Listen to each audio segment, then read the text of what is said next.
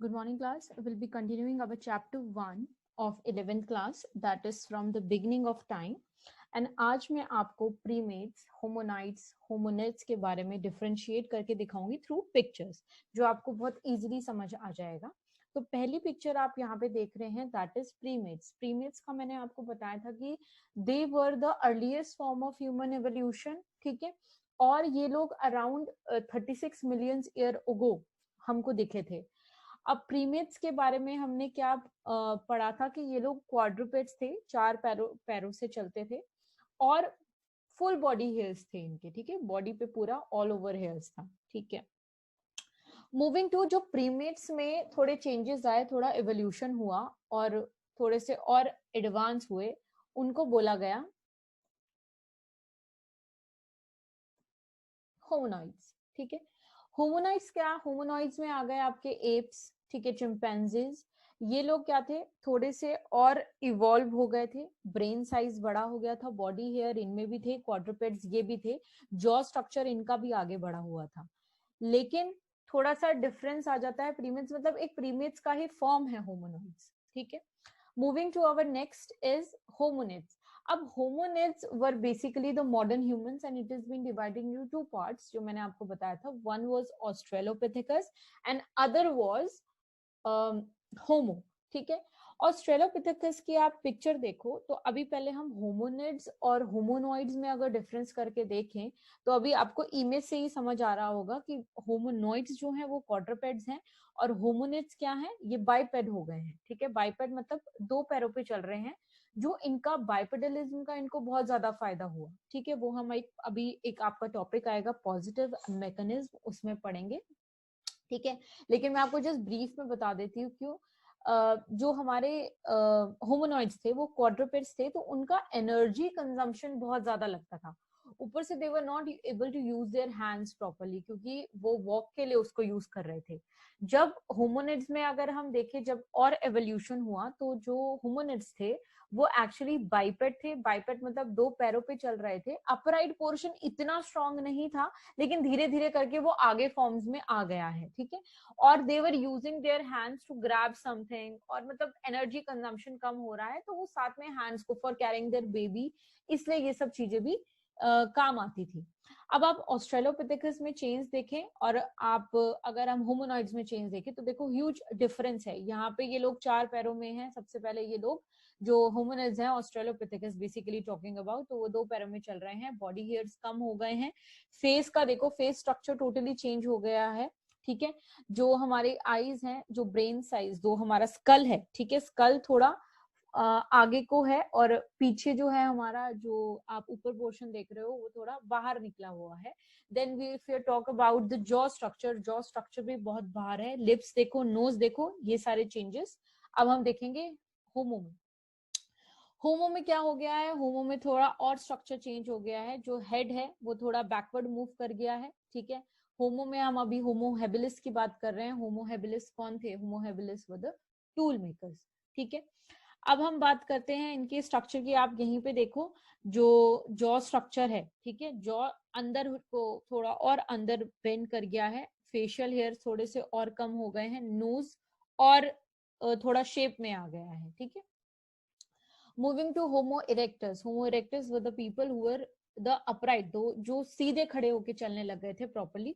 तो देखो huge difference आ गया है. प्रॉपर हेयर्स आ गए हैं, फेशियल हेयर टोटली खत्म हो चुका है. देन आप लोग अगर यहाँ पे जॉ का स्ट्रक्चर देखो, जॉ अगेन अंदर को मूव कर गया है. नोज का स्ट्रक्चर चेंज है. ठीक है, now moving to Homo sapiens. Homo sapiens में आप टोटली देख रहे हो, ये Homo sapiens were the people who were those who looked exactly like us. ठीक है, उनमें ज्यादा चेंजेस नहीं आए हैं, बस एवोल्यूशन हुआ है लोगों का. ठीक है, प्रॉपर यहाँ पे देखो, ब्रेन साइज जो है, ब्रेन हेड है, हेड बैकवर्ड, जो हमारा स्कल है वो प्रॉपर शेप में आ गया है. ओके, नोज पॉइंटेड है. देन हमारा जो जॉ स्ट्रक्चर है वो भी अंदर को मूव कर गया है प्रॉपर्ली. तो ये एवोल्यूशन हुए हैं. Homo sapiens were the people who were the wise thinkers, they were using the tools properly. Then they were the people who were hunting. ठीक है, they were the people who started agriculture.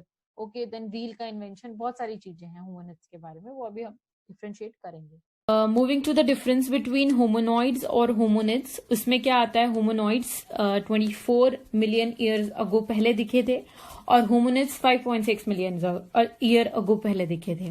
Then hominoids का smaller brain था और होमोनिड्स का larger brain है। ये thinking capacity की बात कर रहे हैं, ठीक है।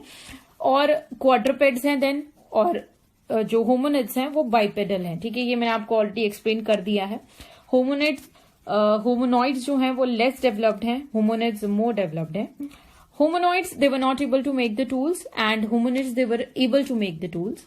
इनके लार्जर जॉ हैं और टीथ हैं होमोनॉइड्स के, ठीक है, और होमोनिड्स के स्मॉलर जॉज और टीथ है। अगर हम ऑस्ट्रेलोपिथेकस और होमो में डिफरेंशिएट करें तो देखो, ऑस्ट्रेलोपिथेकस क्या है, austral meaning southern and pithecus means ape, तो सदर्न एप को हम ऑस्ट्रेलोपिथेकस बोलते हैं।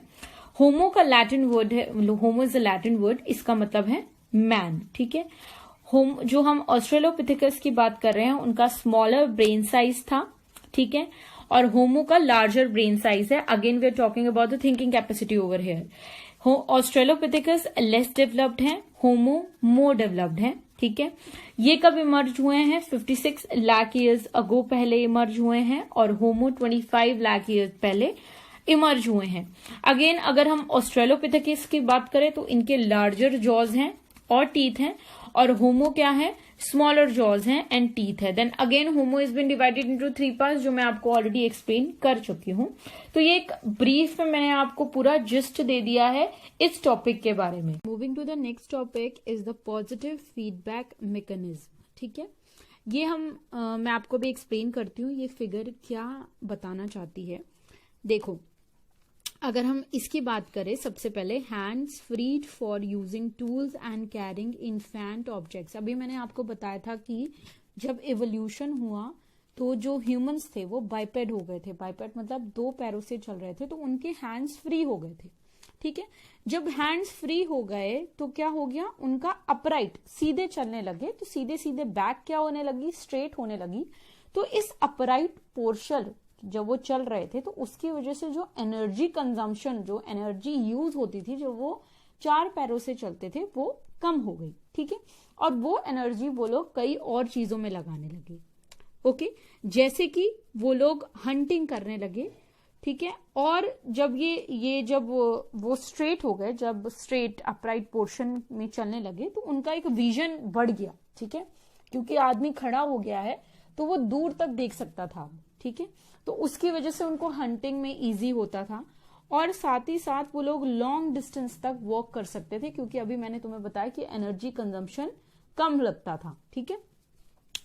अब जब ये सब होने लगा तो धीरे धीरे उनका ब्रेन साइज, ठीक है, जो ब्रेन साइज है उसकी कैपेसिटी भी इंक्रीज होने लग गई, सोचने की क्षमता इंक्रीज होने लग गई, जिसकी वजह से they were able to make tool makings. तो अगर आप यहाँ पे एरो देखोगे, ठीक है, तो ये एरो यही सब बता रहे हैं। अगर आप यहाँ पे एरो देखोगे कि अपराइट पोर्शन जब हैंड फ्री हुए तो ये अपराइट वॉकिंग करने लग गए, वैसे ही अपराइट वॉकिंग जब होने लगी तो ऑब्जेक्ट्स कैरी करने लग गए हाथ में, ठीक है। अगर हम नीचे वाले इमेज पे आते हैं तो अपराइट वॉकिंग की वजह से लॉन्ग डिस्टेंस देखने लग गए, ठीक है, और लॉन्ग डिस्टेंस देखने लग गए तो वो और अपराइट पोर्शन का अपराइट वॉकिंग और इनहैंस होने लगा, और अच्छे से वो स्ट्रेट, मतलब जो उनका पहले इतना इरेक्ट नहीं होते थे, सीधे स्ट्रेट खड़े नहीं हो पाते थे, थोड़े से बेंड होते थे, लेकिन धीरे धीरे करके वो लोग स्ट्रेट होने लगे, ठीक है। तो ये सारी चीजें एक दूसरे पे डिपेंडेंट है।